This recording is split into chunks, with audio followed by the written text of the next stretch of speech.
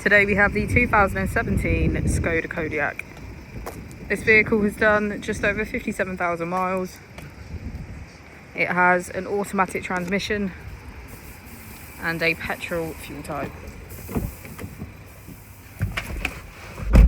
To the left of our steering wheel, we have cruise control as a feature, as well as voice control. On the right, we have lane assist and our automatic headlights. Moving on to our screen, on our menu, we can access Skoda Connect, Smart Link and navigation, media command, vehicle settings, and smartphone integration. If we put the vehicle into reverse, we can see that it comes with Park Pilot. Just below our screen, we have our dual zone climate control with heated seats on either side. If we press our mode button, we can switch between our 4 different driving modes: Eco, Normal, Sport, and Individual.